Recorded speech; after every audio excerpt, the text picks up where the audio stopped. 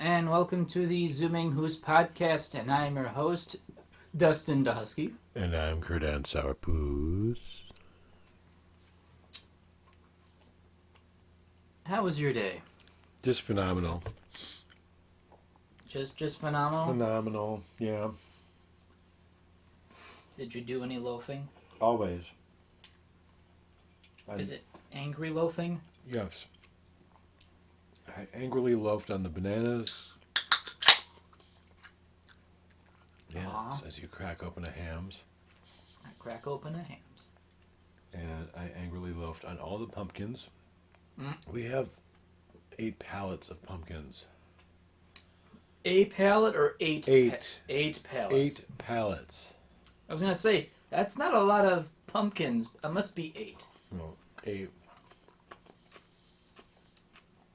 So I don't know if many have been following 80 Twitter, but apparently there are a lot of furries that have bought a pumpkin who are going to Fuck it. carve a hole and then fuck it, yeah. What? Seriously? Yeah, apparently it's probably going to happen all month where people are just going to buy pumpkins and just randomly, hey, we just loaded into a pumpkin. Pumpkin fucking is a thing? It's always been a thing. Why have I never done this? I don't know. I know people do it with watermelon in the movie 8 Days a Week. There was a scene of a guy who's fucking a watermelon, and in another scene, nonchalant in the movie, there is a scene of them eating watermelon, and one of the guys is eating around the holes. See, here's the thing about that, though. Like, a watermelon is pretty, I don't want to say solid, but it doesn't have any hollow spots, really. It's all melon. Yeah. A pumpkin has a lot of hollow space in there. Like, when you open a pumpkin, when you carve it, it's pretty hollow. Mm-hmm. So there's plenty of rooms for semen in there. I want to know who is going to fill these pumpkins with like semen. That's a challenge I issue to everyone. If there were like cons happening in October, which actually last weekend would have been a Quadafur, but that had to cancel.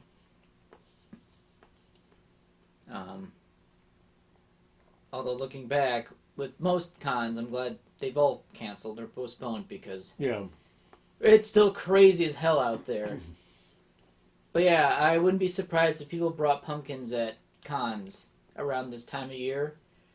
And people ask, why do you bring a pumpkin? Oh, you don't know? We give it the dick. And then you pull out and it's all full of seeds. Yep. That's kind of like our theme every day at work. At least when Carol's not there. Me and Lauren, our daily thing is pull it in and pull it back out. And when you pull it out, make sure you pull it back in right away.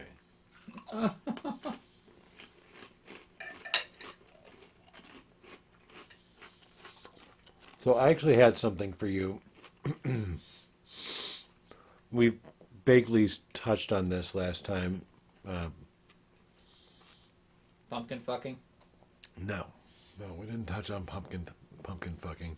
Melon fucking? We didn't touch on any fucking of any fruits. Banana insertion. The pandemic has been good for big businesses and I guess some small. Before you go and run with this, what was the name of the place that was directly competitive with Mod Pizza that wasn't as good? Oh, Blaze. Gone. Yep, gone. They're gone. Like, I drove past there, completely empty. Like, they pulled out. They closed the business. Like, not a site besides the building. And when they bought where Blaze was in West Dallas on Highway 100 and National, No. that used to be a car service station lot. Right. It had its lifts and whatnot, and it was a pretty big-sized building if you think about it, because these lifts have to go up. So there's a lot of interior volume. Blaze Pizza probably bought the place, custom tailored it to their business venture, and last I checked, that building is still there. Still looks like Blaze Pizza. Yeah. But they took down the signs. There's nothing inside. Yeah. It's gone. It's kind of a waste because, well, now they made it into a business building from what was a car shop, a car mechanic shop, which really hasn't been doing anything to that degree in about 10 years anyway. It's kind of been a empty lot anyway.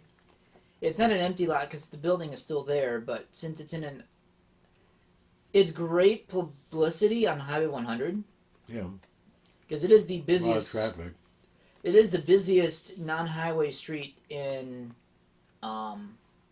Milwaukee, and I wouldn't be surprised just because of how much traffic is in this part of the state or the whole state.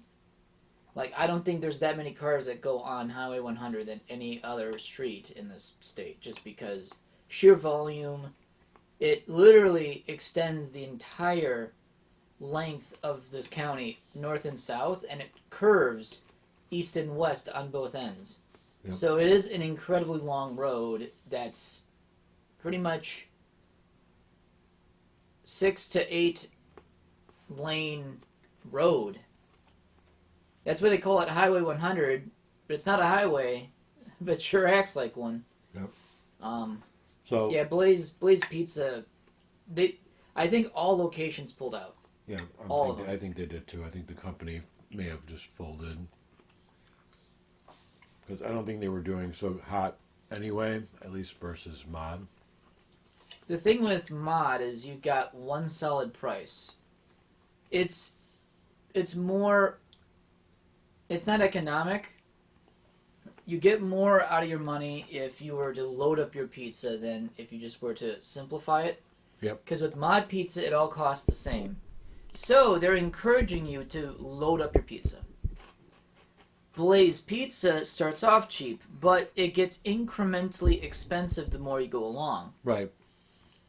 Which, oddly enough, you would think the cheapest value would be the better option, right? But it's not. No, not so much. At least as far as pizza is concerned. But then again, that could be said about anything these days. But yep. Pretty much go on about what you were going on that tangent. So my whole point was, I think if a business, however big or small it is, can adjust their business model to accommodate people during the pandemic, they can continue to be successful. Albeit drive-through services for places that never had a drive-through, pickup and delivery options for people. Yeah, it's a very interesting subject to talk about. Yeah, because you have to wonder. Certain restaurants like buffets, we don't know if they could ever open up, knowing this pandemic climate. right. Especially not right now. They couldn't. I mean, yes, they could. They do. Well, actually, no, because even if you were doing social distancing and seating, you really couldn't get anywhere close to food anyway. No. So, really, the buffet-style restaurant is kind of a dead dinosaur at this point. The only way... What was it, Old Country Buffet that we went to? Yeah. I wonder what they're doing. Probably not doing well. I think the only way that a buffet will actually do business ordinarily without people getting out of their seats is to probably literally ask people what they want on their plates and they give it to them. We're going to go and get it for them. And then they ask if they wanted any more, and they'll give them a menu of what they want and scoop numbers. That ramen place we went to. Ramen place. Tanpopo, Tanpopo, yeah. yes. They adjusted their seating for social distancing purposes. Mm-hmm. Worked out really well. They still had a small handful of people in there. But that place was never huge busy anyway. It never was busy before the pandemic. So first of all, I hope it doesn't affect them because I really do like that place a lot. There's actually some businesses that, even with social distancing, the amount of business they get probably is not affected at all, and they just operate normally. Right, like the takeout, the Chinese takeout that's closer to... Yeah, I rarely ever see Cleveland. anyone dine in. Mm-hmm. Except for the one time we did. Yeah. Otherwise, everybody else just comes in, picks up, and goes Right. home. So, some business models, you do have a restaurant, although now... Wear a mask when you go in to pick your food up, and then that's it. Most Chinese restaurants would rather just have you take your food out if it's a small enough business, unless it's a legitimate Chinese restaurant buffet. Mm-hmm. That's different. Yeah. But if it's like a legit restaurant where it's not a buffet, they most likely will close down the restaurant part, but they will allow you to come in to pick up your food. Sure. Back where I used to live in Aurora, you know those like Dog and Suds places where it's like a drive up? It's like a drive-in. Yeah, like you drive up, you park, somebody comes out, takes your order, goes in, gets the food, comes back out, brings it to your car. You dine in your car. There used to be a Chinese restaurant at a place on Prairie in my old town that took over what used to be a drive-up hot dog place. Mm-hmm. They had a dine-in spot. It was like maybe 4 or 5 tables inside. But it was just so cool to see a Chinese restaurant that looked like an old hot dog drive-up place. You know what? This is an interesting conversation about the future of restaurants. This would be an interesting topic just to kind of dive more into. You know, you would think, and Walmart's, well, I don't want to get too far into another subject, but speaking of dining in your car, stuff to do in your car that does not involve you getting out of your car, drive-in theater. I can see those becoming... Oh, God. Yeah. I can see those becoming big again. I hope they do, honestly. Because I've been to 4 drive-in movie theaters when they were still operating, and one of them in McHenry, Illinois. Yeah. And I think 3 times in Kenosha when they were still operating. Now, apparently, some Walmarts are using some of their big lots certain nights. I don't know if they still do it anymore, because really you can do it any time of the year because you're in your car. Although maybe not during the wintertime, because in Wisconsin it's fucking cold. Ideally, it's a summer thing. Or It's right, unless you're from the South, where you could ideally do it every year, or throughout the whole year. It's just you got to bundle up. But the South never gets that cold. It can get cold, just not typically. The future of restaurants, though, I could see restaurants putting more emphasis on drive-in capabilities now, because there's one for out in Oklahoma who apparently there is Whataburger in Oklahoma or something like that. I don't know. They wanted to go get a burger. However, the drive-in, which these are pre-existing buildings, you know how before COVID, a lot of drive-in locations had 2 windows, one to pay and one to get your food. yes. And you know, suddenly they stopped doing the first window and say, pull up to the second window. Mm-hmm. Now, all of a sudden this year, in the past year, now they've been doing, during this pandemic time, both windows again, which is nostalgic for some reason, because I haven't had that happen in maybe like 10, 15 years. It's kind of stupid, but why I remember that, I don't know. Yeah. Because they stopped doing that a long time ago. They figured, you know what? What's the point of having 2 windows? Now, everyone wants to either want to get something quick, which fast food is no longer fast food anymore today. Because now, well, it hasn't really been fast in a long time anyway. But now people are emphasized that they can't go out to restaurants, So they go out and get fast food anyway, which is not a good alternative. Yeah, it's good when you feel lazy and a bit. I do enjoy cooking my own food, but there's a moment where you feel lazy, where you just want to grab an Arby's Euro and just munch. Mm-hmm. But now all of a sudden you're waiting 20 minutes. And my friend in Oklahoma said that at this restaurant, or at this fast food joint, the line in the drive-thru went around the building and then went into the street. Wow. And then he went to Panda Express because there was no line. This is during pandemic time? This is today. Oh, wow. So, and before pandemic, people dined in, people took their food out, or they got their food through the drive-thru service. Right. So you had 3 different ways of dining in. Most fast food joints won't let you even dine in anymore. Some might. Some locations of some corporations. McDonald's probably still does. Maybe to a certain degree. I guess it depends on location and spread. Yeah. I know you can certainly walk in and order your food, but most fast food joints around here won't let you dine in. But they will let you walk in and get your food and wait and whatnot.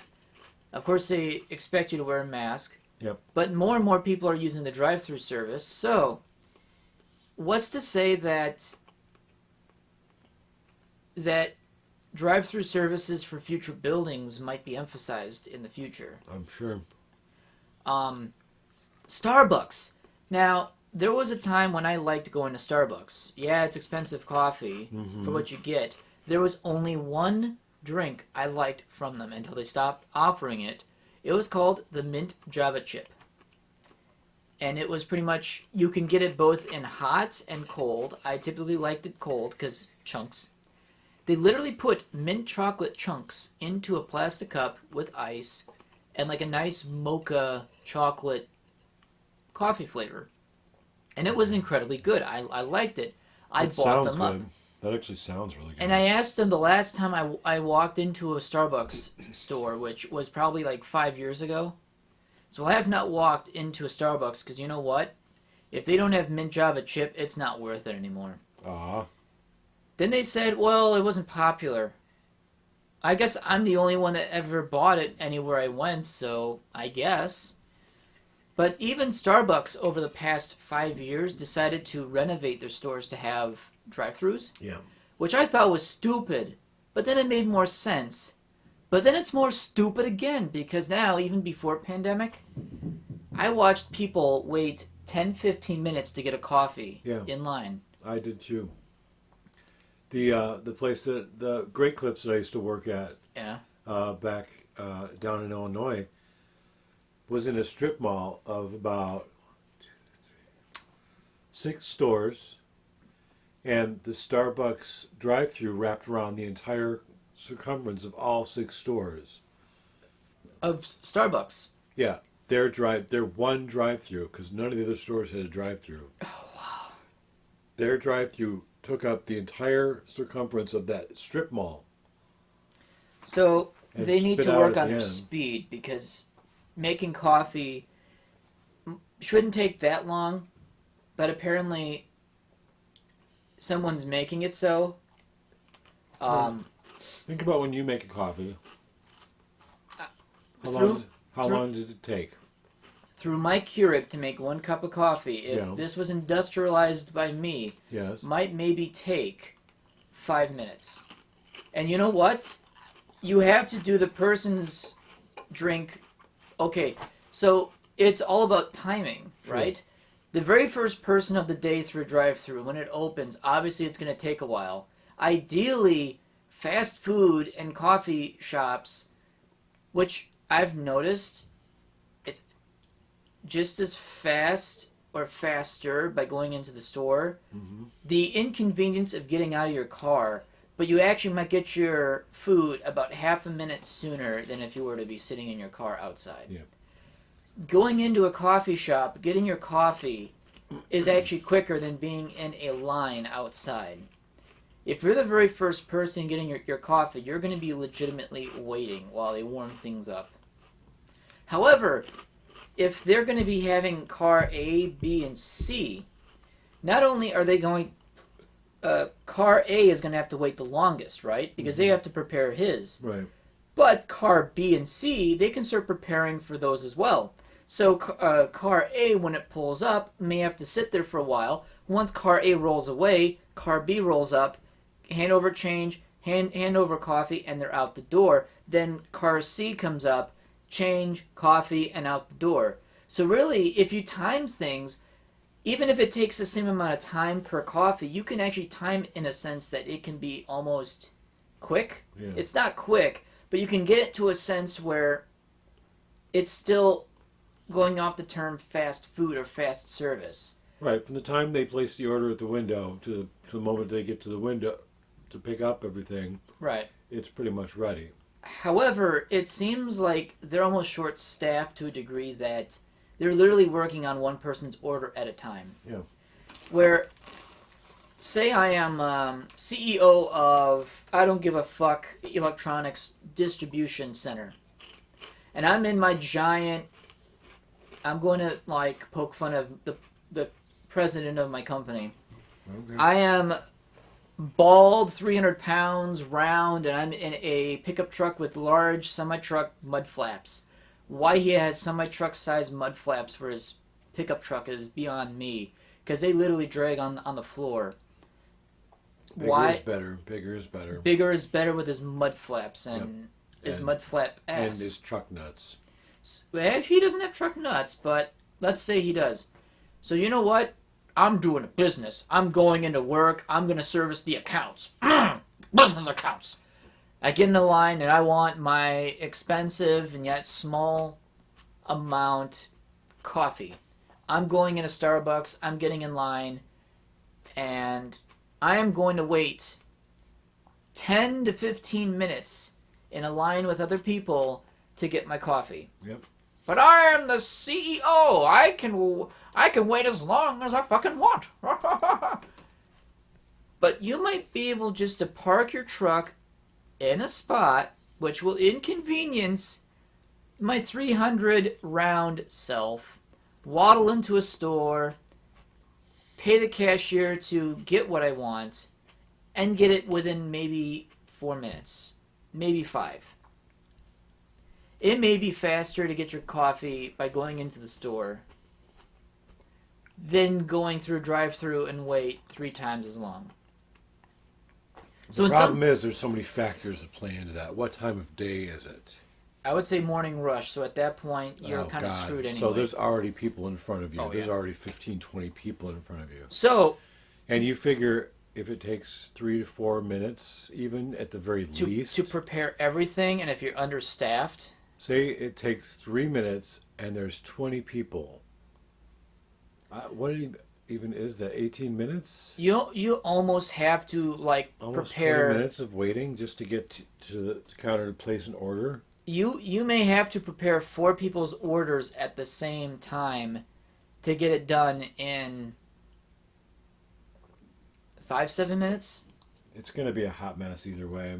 Yeah, there's just no easy way. So, and my always thought is I like to drink my coffee before getting in the car, before getting to work. That way I'm already caffeinated. Mm-hmm. There are those people that bring their coffee with their car into work. Then I don't get this group of crowd. The people that want a cup of coffee on their way to work when they could have maybe made it cheaper. It's just it inconvenienced them because they have to make a cup of coffee. Yeah. Even though it will it's going to inconvenience them time-wise to wait for their cup of coffee. I don't know. The coffee shop model is a perfect example of COVID really throwing things out of whack. Yep. And before it was already bad, and now it's even worse. What I don't get is these are not all essential things. No. And people are making demands again. They've forgotten that we're in a pandemic still. Oh, yeah. And this is my thing with my store. You know, just to have the basic things you want, like onions, potatoes, tomatoes. The basics. Maybe lettuce. Beyond that, I mean, other things that you want, your cilantro, your mango, your kiwi, they're less popular items that people don't necessarily. I mean, I never think, oh God, I'm almost out of mangoes. I need to go get some. Oh, I want my kiwis now. I mean, these are not. But yet, this is the kind of thing that happens now that people have forgotten that we're still in a pandemic. Oh, you don't have any mangoes? Well, we have the bagged ones. Well, I want them in bulk because they think they're getting first of all, they think they're getting a better value in bulk. They're not. I've done the math now so many times. You're better off buying a bag of stuff. Even if one or two things go bad. It used to be the opposite way. When bulk first got introduced, and I remember this too, I was a kid. And my mom would go to Dominic's in Illinois, which was a grocery store. And a state. Yes. And they were the direct competitor to Jewel, but you could go in and you could buy all this stuff in bulk. Everything was in barrels. You would just stick like a shovel type thing in and put it into a bag, and you've got all your bags of mixed nuts and everything and all that. Yeah, bulk. You want banana pulp? Well, put it in a 55-gallon drum with a spigot on it. That's right. And it saved you money because you bought it in bulk. Was that actually an 80s thing? Yeah. So that began in the 80s when people said, hey, we can sucker them we can get rid of inventory faster by telling them that they can save more and do it that way. Yep. And they're still making money off anyway because that's stuff they buy is, for them, cheap. For the end consumer, it's what we pay for. Yeah. So when you go into my store and you see those 1, 2, 3, 4, 12 huge things where it's just a big island of lemons and apples and pineapples, and tomatoes and onions, where you literally just grab a bag, pick the ones you want, put them in a bag, that is actually more expensive. Interesting. Yeah. And aroma tomatoes come in with mold in them half the time. So don't buy Roma tomatoes from Walmart. Yeah, I could see there are some businesses that are actually, well, most big businesses are flowing through this just fine. Yep. Some businesses are maybe having a bit of a harder time because less traffic coming in the stores because most people try to stay home. The ones that do end up staying home are the ones not contributing to COVID. Yep. Restaurants are the ones that are kind of hit and miss, where some, like fast food joints, unless you were, I don't know, fast food joints weren't considered essential, were they? I don't know if they were during the 3-month shutdown. I don't think so, because George Webb was closed. Some of them actually shut down and got reacquired by other people with franchises for George Webb's. Yeah. So that's odd when someone with a George Webb franchise bought out another location from someone else's George Webb franchise. Mm-hmm. So they've actually expanded their locations with their own franchise. Yep. Which is odd. I believe it though. Did you know that it's actually easier to set up a Subway franchise? It is the cheapest to set up in the country. Probably. You can be your own manager and get paid piddles. I bet you one even cheaper. Great Clips. Those are franchised. The lady that I worked with, my manager, my mentor, she was amazing. She owned 4 stores. Right. And you don't even sell product, you're selling a service. Yeah. A required service, except for Hoosks, because they don't really get haircuts. Well, I've just been lazy. I don't mean you, really. I just mean like Hoosks in general. Like real Huskies don't really get haircuts. And you. But anyway, like ordinarily, you get a haircut pretty, regularly. For me, it was normally 2 months. No. I've never gone this regular. So you figure That's 6 times a year. Yeah. Times how many people go in those stores? A day, so let's say maybe like 20 to 50 on an average day. At least 50. And how much they pay for just an ordinary haircut, which is probably a standard price. $15. So you're making bank, and that's one. Yeah. Now, is that commission or is that just? That's just the flat rate. Doesn't even count commission. Doesn't even count tips. And then to own 4 stores, you have to have employees. Yep. So you pay them. I guess it all seems to work. It does, because you're paying them a basic minimum, not just above minimum wage pay rate for the hourly rate when there's slow times. The rest of the money that they make doesn't come out of your pocket. It comes out of the customer's pocket. Yep. As gratuity. Yep. I mean, you were making bank when you were cutting hair. I was. I made $160 a day just in tips. And that's not including the minimum wage? No. I was just making $160 just in tips. Daily. Hey, that's still pretty good when you think about it. That's like... That's really good. That's $15, $18 an hour, I think. Yeah. So, yeah, that's another good business. If you're going to buy a business, haircutting businesses, man, they do well. So I'm sure you'd have to be qualified to cut hair to even get one, though. No. That's the thing. You don't. You just have to require that your employees are certified and licensed. You don't. That's even surprising. Yeah. You don't. You should open 5 Great Clips. I should. It actually might be better for you that way. Yeah. I mean, the initial cost is going to be astronomical, but getting your haircut is a not a human right, but it is a societal basic need. Yes. That everyone wants to have. Yep. So it's much like plumbing. It's much like gas and electric service companies. Right, it's like personal maintenance.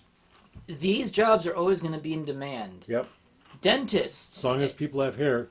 If we end up with a huge nuclear fallout and everybody loses their hair, then you want to sell that business, obviously, because nobody has hair anymore. I think all their hair goes directly to their pubes. Yeah. So actually, you might still be in business. Keep a pube cutting. You will actually be trimming a different type of hair. Yep. Okay, sir, please drop your trousers. Let's see what we're working with here. Coaxial cable pubes. Where the hell did the coaxial cable come from? I don't know. Oh, hey, Johnny, take a look at this man. He's got 80 grit pubes. Oh. I couldn't imagine cutting people's pubes. Sir, do you know you have crabs? Oh, we can't. We refuse service. Please leave. Please tell your crabs to leave. Please take you and your crabs out of here. Wait a minute, the crabs have pubes too? Okay, we might do business still. No. Oh. No. No. The cat's a no crab business. No crabs allowed. Okay, so moving on. Let's see. How about kidding around at the workplace, and when does it go too far? Okay.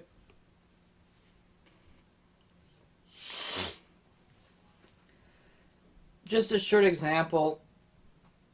My boss pisses off one of us off. I don't know if he thinks he went too far until he fears we're going to leave. Yep. So then he gets all friendly with us and tells us, "Oh, so no problem, pal or bud or friend." Panics. He panics every damn time, which gets so old. What?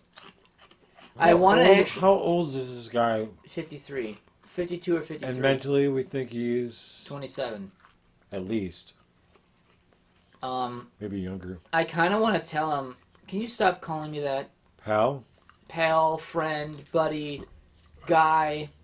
You know, actually... He throws all the acronyms out, huh? Oh, yeah, just to, get to get into his favorites, or what he thinks, like, oh, I'm still his favorite. No, we just want to do our job, but... You were never our favorite. Oh, no, he never was. But that's my example of when he knows that he went too far on something, then he backtracks. And we all know it, and he knows it, which I don't even know why he continues to. I think he only does it as a defense mechanism of, yep, definitely. Fuck, he might leave. Well, definitely. I may as well brown nose him now for only one conversation, and then everything is normal again. See, it's stupid. That is where your boss and my supervisor completely differentiate. Like, they are completely different, polar opposites. Because my supervisor gives absolutely no fucks. If you're unhappy, it's your problem, not hers. You know what? That's how a boss somewhat should be. If a boss is going to be a hard line, a hard ass, yeah. You know what? Props to them. I can respect that. That means I know how to deal and how to operate around that person. The only problem is it depends on why you're unhappy. If I've just thrown a lemon at her and she threw it back at me, we keep throwing this lemon back and forth, and I hit her in the butt with it. Her ass sues you. I have a dent in my ass. I'm going to sue your ass because of my ass. Actually, that did happen today, too. We did throw lemons at each other. At her ass? I did hit her in the back. Upper thigh, lower ass. So then that's the lower province of the ass. Yeah. The lower ass province of her ass. We have way too much fun in the fresh department. If you're going to work at Walmart, work in fresh. That's all I can tell you. It's so awesome. So, it seems you have an example of something gone way too far. Well, yeah. I mean, everybody has things that they do that they think is funny. And what one person thinks is funny may not be so funny to the other person. Yeah. And this has happened to me. I'm not going to give names because I still respect the people I work with. But someone that I work with who is above me has pulled a box cutter out at me. They thought they were being funny. I didn't think it was so funny. Like holding it up to my neck, like inches away. An inch away, really. That's still too close. It's too close. And if something were to happen, if I tripped or fell or somebody bumped into me from behind, and something happened, well, then that is on that person if I get injured. Whether they're messing around, quote unquote, or not. I think that's totally a suable offense where you can easily sue them. Like, why are you suing this person? Well, they poked me with a box cutter. And they did it to be funny. Oh, okay, well, you're good to go. You know what? Hop on board the Sue Science Buddha Sue train and... Yeah.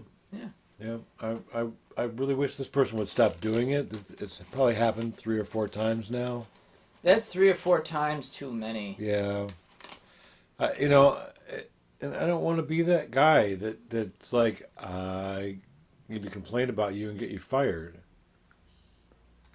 But I would just simply say, can you not do that? Because that's just simply say, it's not safe. What happens if you lunge and trip and then grab for the jugular and now I'm not so happy loaf. Yeah. Then I'm a really hissing loaf. Oh yeah, definitely hissing. Hissing and bleeding. And hissing, bleeding loafs are incredibly terrifying. Especially if you hit the jugular. Actually, you would be hissing through your vein. That can be fatal. It is actually. Because that's actually your major artery. Yeah.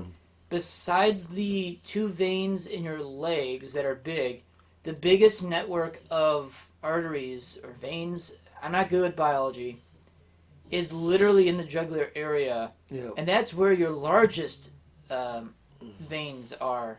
Can we stop talking about this now? Okay, sorry. I'm not good with blood. I'm not good with blood either. Like, I can't even give blood at, like, the doctor's office without passing out. Do you know why I've stopped giving out blood? Why? So, the last time... Oh, wait, no, there was 2 moments. Oh, okay, now here's 2 short stories. Okay. One, I gave too much blood. Okay. And they did it in a jar. They did it in many jars. Pretty much a short mason jar. For some reason, I don't know if it was blood work or donating blood. I totally forget because I totally passed out. Yeah, after about 4 or 5 jars of blood, that's when I decided nighttime. Then I woke up like, oh yeah, we drew too much from you. Like, no, duh. And then the last time the last time I gave blood, and the last time I'll ever give blood because I don't trust people anymore. I got stabbed 6 times in my elbow. I usually do it here at the seam between the forearm and the bicep. That's where they got me. Yeah. They kept stabbing the bone. And it wasn't until someone says, no, you do it like this. And after the 6th time... Let me see your arm. Oh, this was like... See, that's what they go for right there. Yeah. She missed that 5 times until someone experienced like, hey, no, you have to do it this way. Like, I can't believe you missed it 5 times prior. And then like 3 of those literally pierced far deep enough to where I can feel it hit bone. The first 2 were just simply poking me. It's like, that's not, and then, And that's the last time I ever gave blood, because you know what? No. Being poked 6 times to give blood is, no. At that point, it's time to get someone else that knows what the frick they're doing. And I was patient. And you know how patient I am. No. Well, and after the 5th time, though, you get fidgety after a half an hour of hair cutting with me.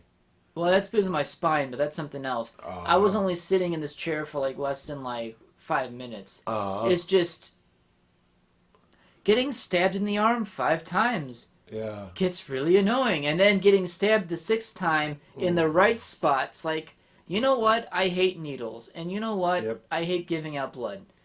If the world needs blood, they can find someone else, because I've been stabbed way too many times in the arm by someone who I understand, who is a rookie, who's trying to learn a way on how to draw blood. Yep. I understand it's not their fault, but it's also their fault. Yeah. For stabbing me, and my veins in that area are pretty visible. And I can't believe she missed 5 times. That's too many times. Yeah. Let's change subject because I'm getting woozy, Cat. Okay. Retro gaming is an important part of my life. And my question to you is, what is important in your life that is not...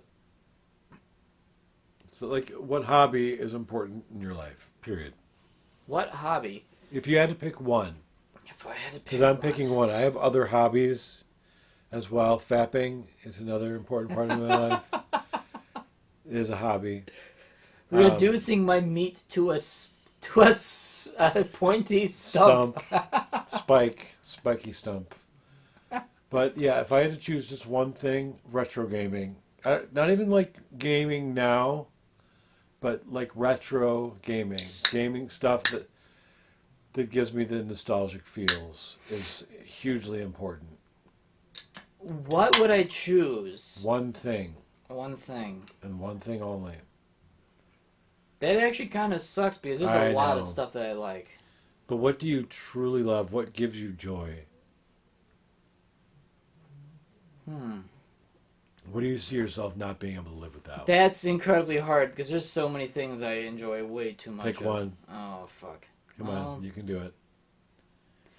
Because now seeing my own viewpoint and my own status in this other community, and now people have actually realized my presence in it, and people can't stop annoying me to make me join them in their unit, is probably reenacting. Okay. I have kind of become the young Uncle Kage in the reenacting community as far as just kind of no fucks badassery as a reenactor. I'm a younger generation reenactor in the old generation mentality, which is incredibly rare mix. But ever since my dad stopped reenacting, at least World War II, all of a sudden I came out from under his shadow and then realized people like, oh, wait a minute, oh, it's Joey's son. Oh, how are you? I've been around here for 13 years already. Oh, really? Oh, I didn't notice you. So now all of a sudden it's like I'm being noticed. I get that feeling. I understand how that feels. Because my dad was the guy to go to for stuff. So for him, he was the guy. Yeah. And then now that they realize I'm his son, it's like, hey, you know stuff, right? Yeah. I got stuff for you. Like, oh, cool. And yeah, so I would probably say reenacting because I enjoy it too much. Okay. Because it goes into so many things of other hobbies. So in some cases, with the power of reenacting, I can get still into the obliqueness of some of my other hobbies, minus maybe disc golfing. Because unless I do a World War I German impression, I can throw a discus grenade. So I can do disc golfing as a German, throwing a disc-like grenade into a basket and then explode. When you say that, the first thing that pops into my mind is that gif of that guy where he throws something in there and he's trying to get out, and then it goes off and he's just like... and it's not a real grenade, it's like a dud or whatever. Dud? Oh. But it's just so funny because he's just like, oh, I'm dead. I can't get out. Help! Like, well, first of all, how did you think that hiding in a grave was a good idea? It's deep. It's really deep. Well, that's 6 feet. Yeah, that's deep. I should note because in one of my jobs, I was also an attendant for a gravesite, so that was interesting. I learned some gravesite digging knowledge that I hope to never have to use again. Yeah. Still interesting, though. There is a science to leveling out a tombstone. It's actually interesting. It's actually the same way how you would redo a patio with, like, stone brick. It's the same thing. But, yeah, if I only could choose one hobby for the rest of my life, it would definitely be reenacting. I forgot this. He's the one that throws the grenade. Cool. The guy. Oh, dude, yeah, it's this Chinese dude. It hits the tree. Yeah, it's a practice grenade. It's like, oh, I fucked up. Oh, jeez. Oh, Private Tom. You're the Private Tom. The guy that walks up is like, he's like, oh, you he fucked starts up, to walk dude. up and he's like, let me just step back. This guy's done for. I'm just gonna let him be. Why is he looking directly at it too? He's like, let me make sure that I blind myself as well. Or I'm sure it's a bright light. Or it's like the Chinese soldier that throws a grenade. Like all the smoke that comes out too. that starts to come out. One thing I don't... Oh, okay, so I can understand why there's a tree right in front of your position. It's to challenge yourself to not throw at the tree. Which I can does. understand that, Which but he does anyway. Which he hits it like and then bounces back comedically back into his foxhole. Which foxholes, they're very nice. And really okay, so it's not a grave, it's a foxhole. So it's only like waist deep, which is still deep enough. I mean, for a fox, you better to climb out of. You better. You have to climb out of foxes anyway. What is this from? This has to be from something. What? This GIF. Oh, I'm sure it's a training video to some European country or something. I found another really funny GIF on Twitter. These two old people, and it's just like stuff to do during a pandemic. They basically attached like a bracket that can hold a beer can to a garage door. Pop their beers open, place it in the holder bracket thing, and then hit the garage door opener, and then they both have to like... So they're doing shots with their own beers. Yes. My grandfather should do this. And they have to follow the track of the garage as my grandfather's got full... As it pours it down on them. My grandfather's got full movement. He can totally do that. We all need to do that. If you can find the video and see if it's something we can build, I want to try it. Anything that can hold a beer. Okay, so at that point, just need to attach it to the back of a garage door. I know, this is a great idea, and this is an older couple that did this. It's so funny. You know what?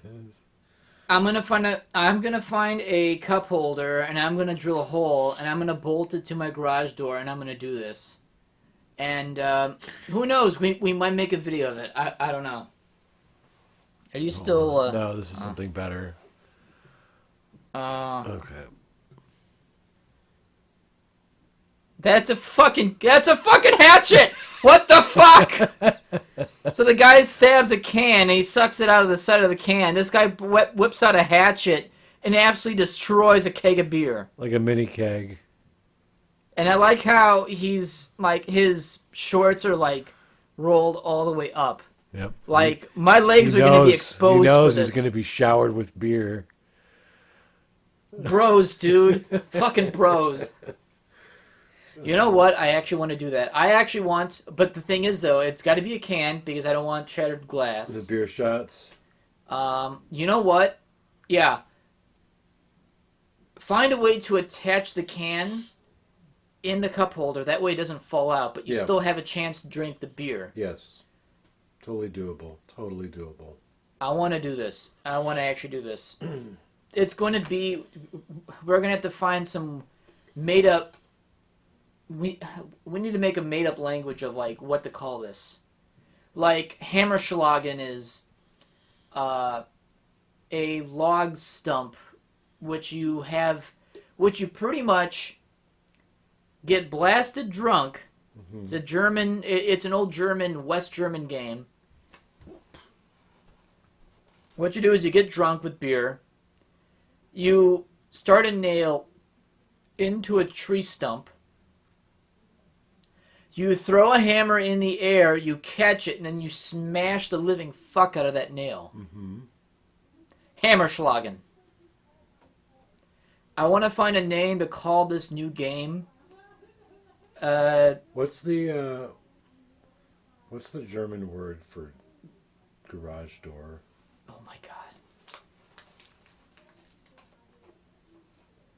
Okay. Garage. What? What's the German word for garage?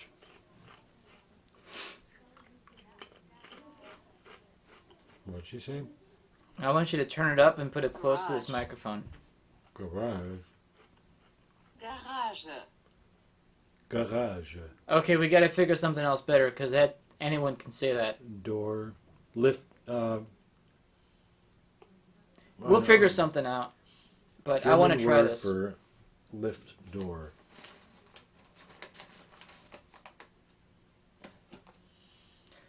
How do you say old people are awesome. in German? It's That's maybe the most funniest thing. Hervorheben. What the fuck? Yeah, it's actually funny that old people think of something weird and funny. Yep. And actually make it work. And they have more fun than we do, because we're actually working our asses off, get home, fall asleep, and do it all over again. How about lifting door? How would you say that? Hoop tour. Okay. You know what? I'll figure a name. It'll be something stupid and German or something, or even Polish. I don't know. It's gotta have a name. And What's beer in German? beer. Hooptour beer. Hoop tour beer. You know what? Actually, that. Which translates to lifting door beer. You know what? That's fine. We'll actually go with that. We'll go to an advanced auto store. Mm-hmm. We'll get a cup holder thing. We'll get a cup holder that you can clip in the door of an older car that does not have cup holders, because I've seen these. Where it has like the kind of the rubber thing, so that so it doesn't slide out. Sort of. And what will kind of grips the can or glass. It sort of does, but they kind of suck. But we can find a way to make it work. Drill a hole through it so that we can attach it to one of the hinges, one of the hinge plates on the garage door. That's what they did. And leave it there. That way, we all know what it's there for, and then we'll confuse everyone else to know what the fuck is that for. Oh, it's the Haupttour beer. So the door still functions as normal. It's just it has to. If I'm thinking it in the way how it works, it's got to work. Yeah. It's just finding a device to keep the beer clamped into spots. Yeah. Yeah. Yeah, I think it'd be fun.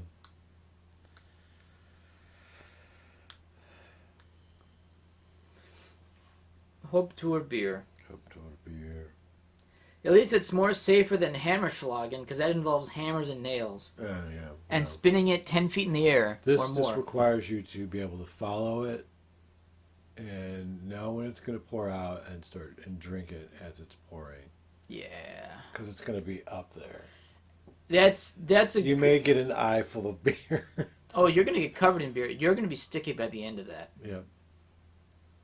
You won't get drunk, but if you can get drunk off a Haupttour beer, then these that's two impressive. people, they obviously had been doing it a while because they were really good at catching that beer. Which means they've been doing it for years. Yep. They are ahead of us in all ways. Yep. That's so great. I don't have anything else for you, so if you have anything. Not really, no. Well, besides the eventual film photography project I would like to do, besides that... What is that? What is it you wanted to do? Well, I already made an introductory video about it, but I can at least talk about it in here as well.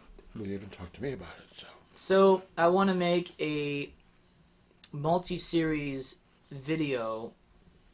Series. I guess it's all a series. About the histories, development of film photography, different types of cameras, explaining how it works. Because we live in a digital age. Mm-hmm. And I'm still living in the analog time frame.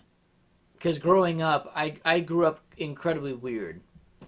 Where I grew up in the 90s, listening, or pretty much electronic-wise, 1980s. Yep. So surrounded by 1980s technology. Yep.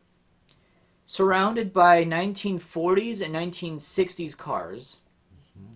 So I grew up in two other decades as far as automobiles. Yep.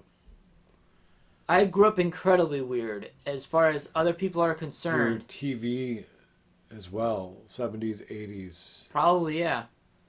80s music. Oh, you 70s, 80s music. Especially with my mom, 80s discotheque. Yep. So I got a feel for both versions of the 1980s in both Europe and the United States. Yeah. So I saw different forms of vaporwave that most people understand American 80s. you've not experienced European 80s. Yep. And that's gorgeous. Yep. We thought we were so cool then, too. My God. And what's funny is that in the 1990s, Europe was still somewhat living in the 80s anyway, because their culture kind of evolved around what we were doing. And it always took around 5 years before they figured it out. Although, Europe was already ahead of us in the 80s anyway, in terms of pop culture of what we know of the 80s. Yeah. Europe was already 5 years ahead of us as far as that. Yeah. It's just when the 90s began, we were doing something else. Europe was still very much stuck in the 80s. Yep. Everything else was somewhat changing, but the 80s didn't really die until really 99 or 2000. Pretty much the Schengen era. I think the 80s died when parachute pants became a thing. Yeah. Parachute pants and hammer time. Yeah, I'd say so. Yep. Yeah, Night at the Roxbury. No, I love that movie. Oh, Epitome of the 90s. that's totally the 90s right there. Culmination of everything 90s. You know my Aunt Mary, right? Yeah. She does not like that movie because of the stuff in that movie. Cell phones, like the beginning of like portable phones. That too, yeah. They had those huge ass phones. Gold chains, the hairstyles. Yep. You may have given me an idea for my next haircut. I want to be Chris Kattan. That or Will Ferrell. I don't know which. Chris Kattan in Night at the Roxbury. I forgot what he looked like. I forgot what he looked like. Plays Doug Batabi in A Night at the Roxbury. Okay, well, this is kind of...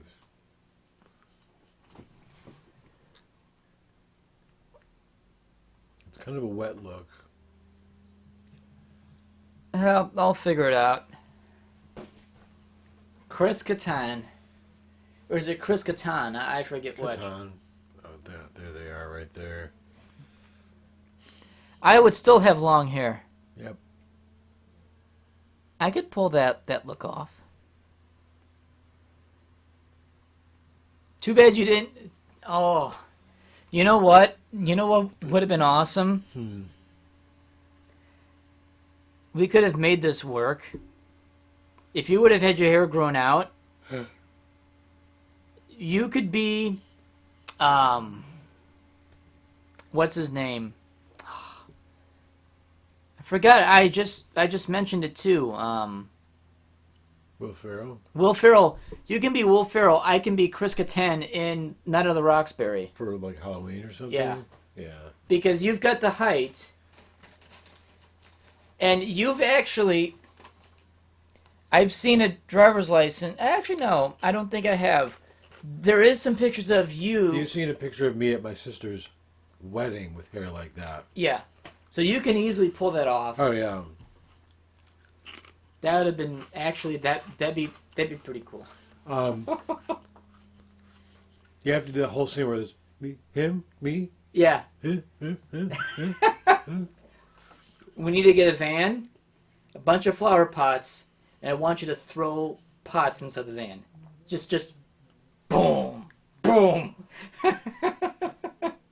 Because that one scene is perfect where Chris Kattan's character is gently putting him away. Yep. Or was it the opposite? I forget what. It's such a great movie. It is. It's so funny. And the music is so good. I think it's just a cult classic as Office Space. You would love Lauren that I work with because we talk about Night at the Roxbury all the time. She loves the 90s music. She loves all the music from Night at the Roxbury. She's like, because of that movie, she likes that music. It's always a good time. Yep. Yeah, I don't know what to exactly talk about anymore. All right, we can end this. Yeah, but pretty much my film photography project, just kind of going back on that, Pretty much it's going to be a mini-series, maybe 30-minute long episodes, trying to cram as much in each episode, but specific parts about film photography. So you're going through the history of film photography. Not just with the history of film, but also pretty much how film is developed, different aspects, sheet film, cellulose film, which is 35 millimeter, or 135 millimeter really, and Polaroid. And then discuss film cameras, different types of film cameras. I have as many film cameras I have to discuss all these things with.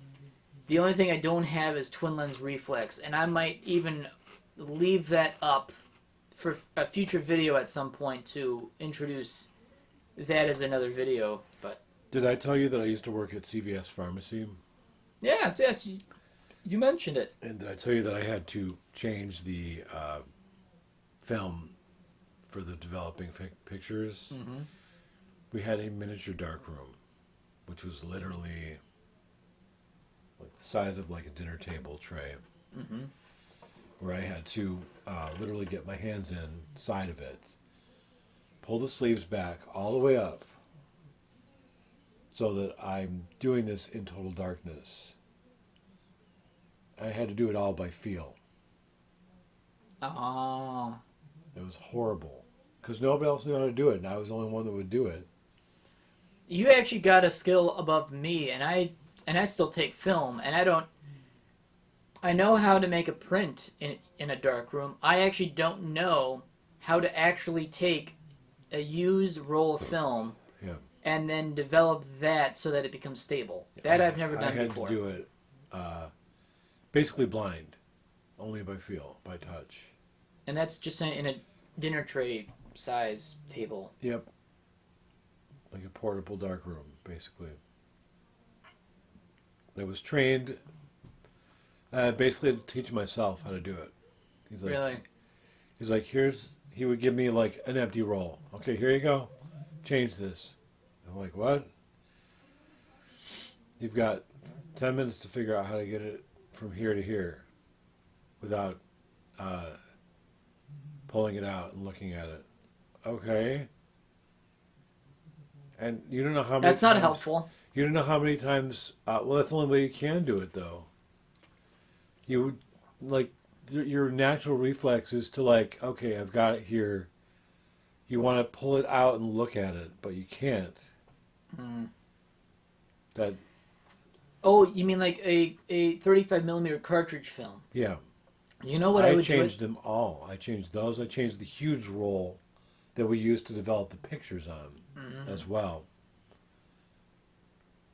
Yeah, that would annoy me to be told, okay, now do exactly what I want you to do here. It's like, well, how do you want me to do it? Well, you learn. Like, how the fuck do I do that? Yeah. That's something my boss would do when he gets pissed off. Oh, you do it this way. And then when he's... Yeah, it's just something my boss would probably do just to spite us. Yep. Even though he's such a micromanager freak that he would want to know everything what you're doing. Yep. Including counting every step you ever make, which is annoying as hell. Thank God they don't do that to me, because I take a lot of steps at work. I don't have to ever think about how many steps I make at work. Me neither. Because telling me that I'm wasting company time by making way too many steps sounds like you're wasting too much company time watching me make steps. I don't know which is worse. Do you know what it sounds like? It sounds like he just wants everyone to be as fat as him, so stop moving around. I should just wear a fat suit, grow out a goatee, cut my hair incredibly short, and get like a fat neck or something, and then... Yep. Dude, that would be the most... And then waddle around like I've got like shit in my pants. Can you imagine it? He'd probably be like, "Hey, Paul, you look good. You look just like me." Oh my God. You're finally there. Yo! I'm here to replace you, and I want him to shit a brick. You leveled up. Yeah, I treat my wife like shit, hate my daughter, but rather love my dogs. And I love to watch my yard get watered by a sprinkler while drinking a beer on a Sunday. I train my employees by sitting up in a rafter and eating peanuts. Or popcorn. Popcorn. I wouldn't be surprised if he used peanuts, but that's too messy. But yeah, that's true. He's a dipshit. Yep. Yes, he is. Plain and simple. I do have a new plan. So, you know how I've been looking for a job? Picture coming, by the way. Picture? Of him. Still trying. Still trying. Dartboard. Still trying. Right now, he has his mask on, which... Now he's wearing his mask, so it's just getting hard. You know why he's wearing his mask, right? Why? Because Trump. No, he's been doing it beforehand. Really? I figured he did it because Trump got COVID. No, but he's been incredibly quiet since Trump got sick. Oh, he's worried. So, where was I going with this? Fuck, I'm tired. All right. What was I talking about? You have another plan. So, you know, I've been looking for a job to get the fuck out of this company sometime soon. Yep. Well, one of my coworkers, Charles, he's diabetic, and apparently he has varicose veins. And apparently he's getting a surgery which he'll be off for 2 weeks. That's where your arteries start to harden. Yep. These are varicose veins. Ah.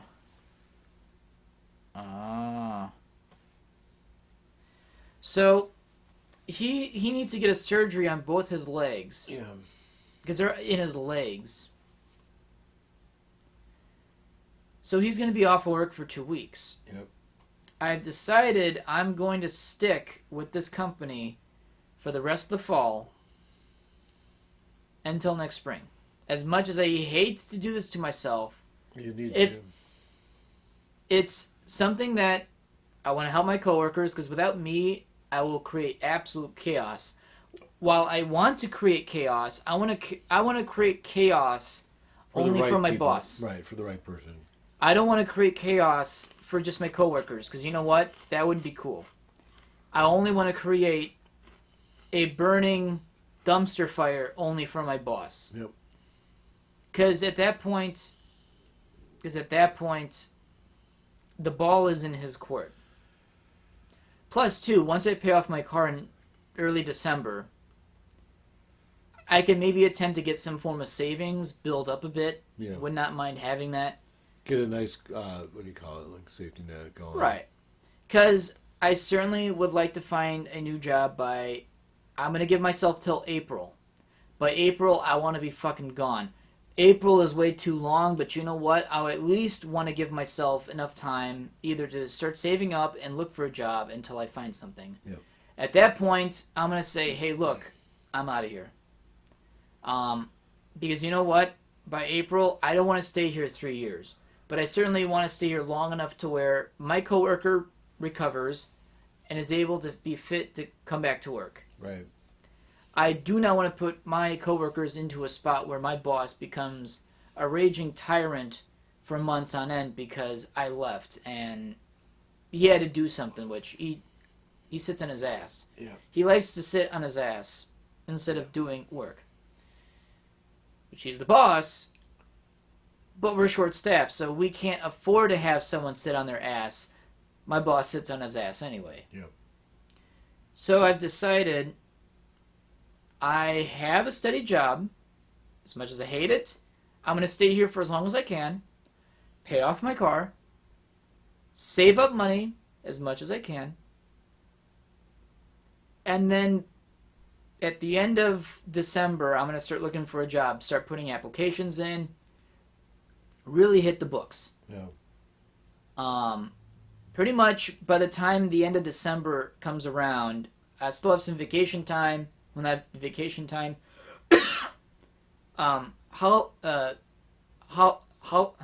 holiday pay, potentially bonus, but I don't think there's going to be a bonus, but I'm staying just in case. It's extra money, I may as well. And kind of take advantage of this stable job, which actually doesn't seem to be getting much more stable as it seems.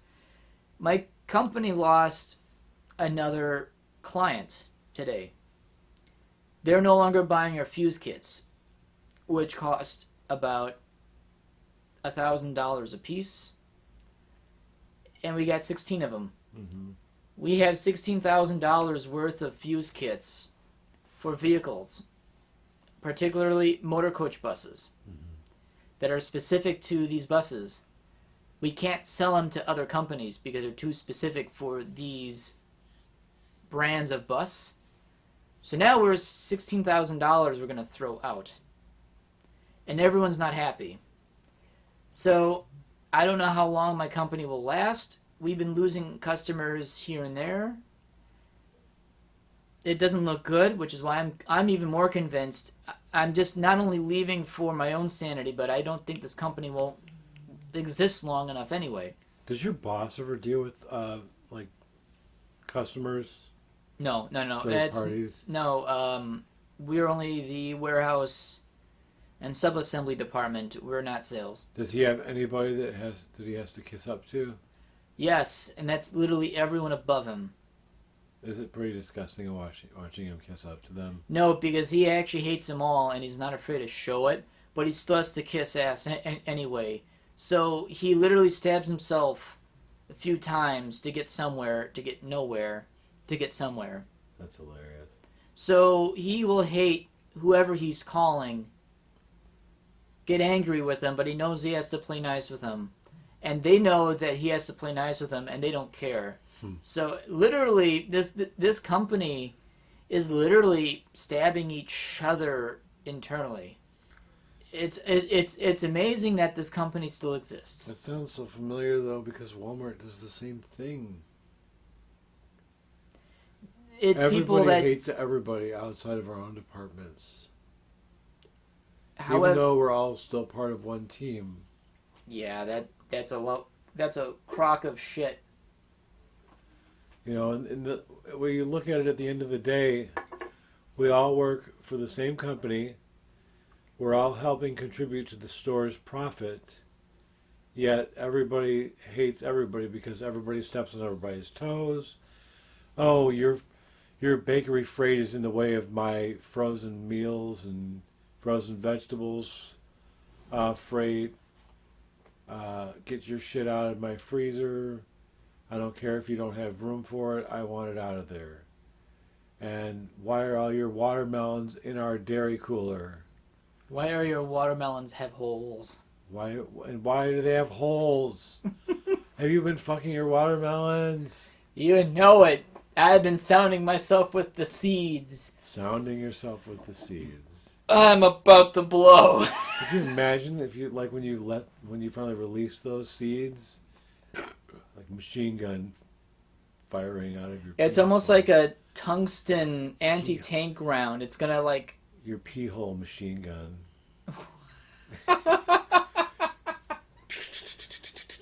I'm just gonna see like green peas coming out of your dick at like 1,200 rounds a minute. Yeah, it bleeds a little bit, but it's worth it. Take out a few of those commies. Oh. I'm not a communist. Fear my peas! Yeah. Yeah, so. Why study industrial arts? Because you're bad at math. The word of unions sends a round of reprisals around the company, or around the school. Yep. So pretty much that's my plan. I know earlier I want to get the fuck out of this company, and believe me, I do. I don't want to spend any longer than I need to. But in order to help my coworkers, not my company, not my boss, but just my coworkers, if that makes sense, I want to give them a fighting chance to have some form of normalcy while I'm still here. While Charles is on his recovery for 2 weeks before he comes back. And pretty much holidays, so at that point, okay, I can stay here to be merry. All right. Yep. But once 2021 comes around the corner, I'm going to be ruthless. I'm going to send as many job applications for apprenticeships, factories, anything that pays better, that has a better chance of me earning a wage that someone my age should probably be getting. Because you know what? I keep asking myself, am I going to be in my 30s working here, being paid the same amount as a 20-year-old. No, I don't want to do that anymore. It's something that I don't want to keep doing. Yeah. And my boss actually thinks that I'm going to be a lifer. He's never said it, but I'm sure he thinks that I'm a lifer. But I don't really believe I'm going to get any more than 15 an hour at most. And that might take years before I even get to that. And even still, I don't even think they'll ever give it to me. And even still, that might be the max. Yep. And I'd rather go above that. So that's my plan. As much as I don't like the idea of it, I know why I need to do it. Because I like my coworkers. I actually care about them. And I'd rather, if I stay to keep the peace during this shaky time, yep, I can get everyone through. Yep. So that's my plan. What about girls, man? Girls. No, chisels. Yep. At night, I like to sneak in and lay on the table saw. I keep a stack of Popular Mechanics under my bed. And with that, I think we should end this. Yep. It's been a pleasure, as always. This has been another episode of the Zooming Hoosk Podcast. And again, as always, I am your host, Dustin DaHusky. And I'm Kurdan Sourpuss. Thanks for listening, and we'll catch you guys next time. Meow.